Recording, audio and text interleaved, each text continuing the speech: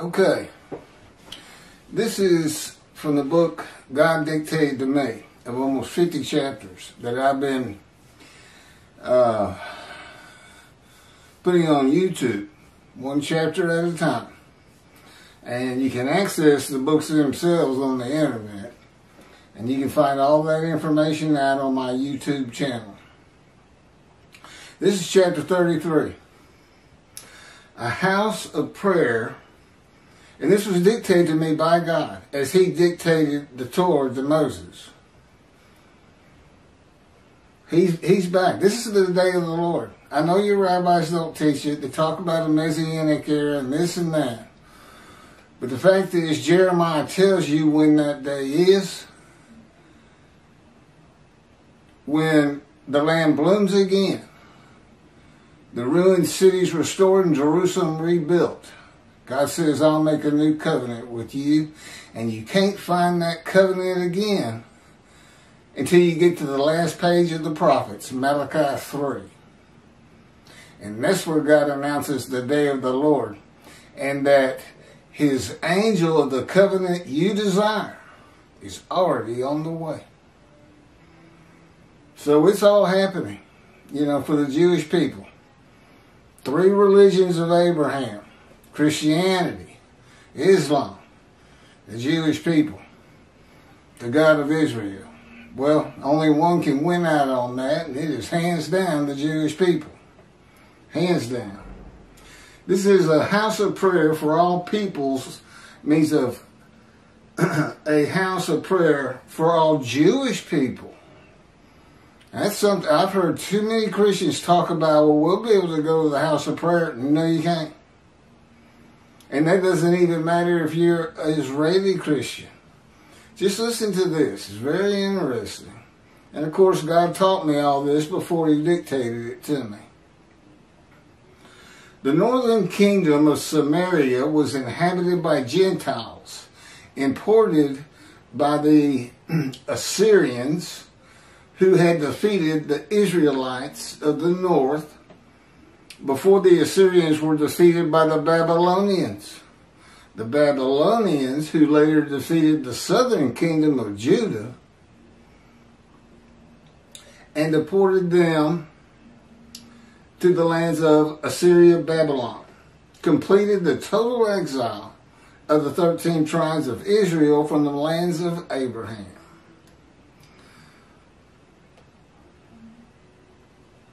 This is 2 Kings, chapter 17, verses 5 through 6. Then the king of Assyria marched against the whole land. He came to Samaria and besieged it for 3 years. Samaria is the northern kingdom, also sometimes called Israel, sometimes Ephraim. And besieged it for 3 years. In the 9th year of Hoshea, the king of Assyria captured Samaria. He deported the Israelites to Assyria and settled them in Halah, at the river Habor, at the River Gozan, and in the towns of Media. The king of Assyria brought people from Babylon, Cuthah, Avva, Hamath, and Sepharvaim, and he settled them in the towns of Samaria. Deported Israelites, imported Gentiles to the northern kingdom. Settled them in the towns of Samaria in place of the Israelites. They took possession of Samaria and dwelt in its towns. This is 2 Kings chapter 17, verses 32 through 35. They worshiped the Lord. That would be the God of Israel, the Lord. But they also appointed from their own ranks priests of the shrines who officiated for them in the cult places. They worshiped the Lord while serving their own gods, according to the practices of the nations from which they had been deported. To this day, they follow their former practice. They do not worship the Lord properly. They do not follow the laws and practices, the teachings and instruction that the Lord enjoined upon the descendants of Jacob, who was given the name Israel, with whom he made a covenant, and whom he commanded, you shall worship no other gods. You shall not bow down to them, nor serve them, nor sacrifice to them. God said, as the foreigners who attach themselves to the Lord to minister to him and to love the name of the Lord, to be his servants, all will keep the Sabbath and do not profane it, and who hold fast to my covenant. That's the covenant between God and the Israelites, the Jewish people.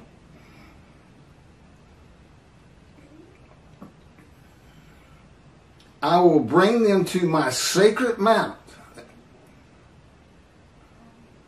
That would be a reference to the Temple Mount, but really we're talking about Mount Zion itself. He doesn't plan on he's going to place his temple amongst the Jewish people again, but he doesn't want it on the Temple Mount. A lot of the reasons: Jordan controls it too much. Islam's tainted it. You got the Golden Dome up there. But he wants it on Mount Zion. That would be his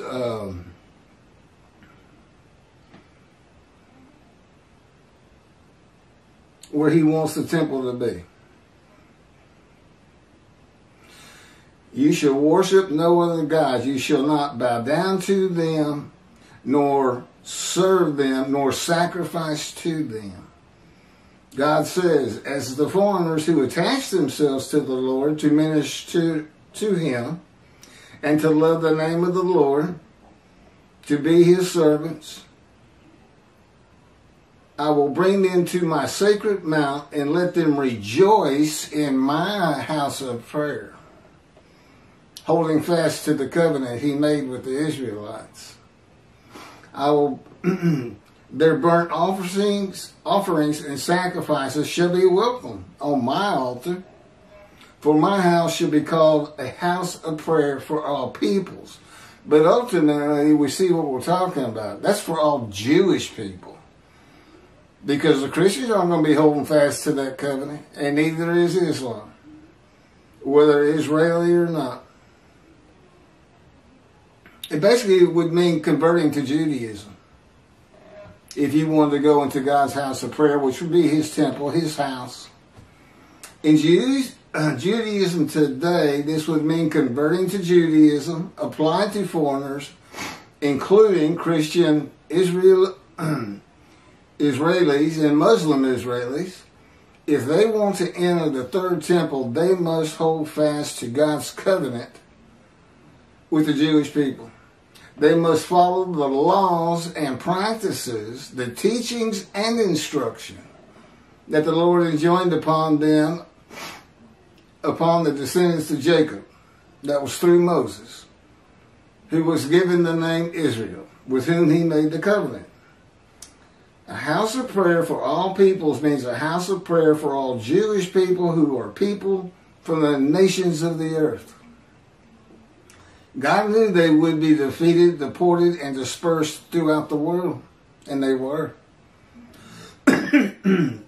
This was a part of God's plan when he formed Israel for the new heaven he was creating. He chose them and the land for them and had the Hebrew Bible written at his command and direction. That's the entire Bible. That's not just the Torah. He had the man write every one of the chapters, some man, one or another. Isaiah, you're supposed to look at it and just go, well, Isaiah wrote Isaiah. Malachi wrote Malachi. Moses wrote the Torah, of course. Because, it'd be too hard to have the information that comes together between Isaiah 11 and 53, Jeremiah 31, Ezekiel, and Malachi 3 to discover when God's going to be here to give the new covenant. And who he's going to give it to to convey to the Jewish people. His prophet like Moses, he mentions in the Torah. He's got to have a guy. And that guy is described in Isaiah 53. God's righteous servant, Moshiach, as they believed in the Torah. That the man described in Isaiah 11 had to have a physical description for anybody to recognize him. And they found that description to be Isaiah 53, with some exceptions. But for the most part, that's what they believed, and they called him the leper scholar, a scholar, but diseased. And you can see the word disease 2 times in Isaiah 53. And that he makes the many righteous by his knowledge, not by human sacrifice and not by his blood, by his knowledge. That's also in 53.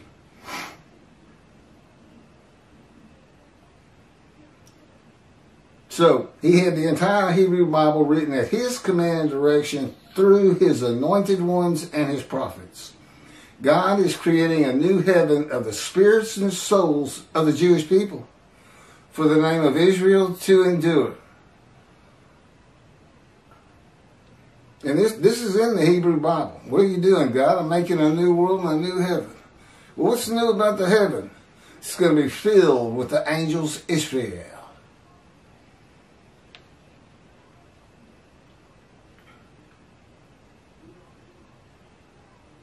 Those who are righteous and in right standing with him will be placed in angelic bodies as a new host of the Lord of hosts.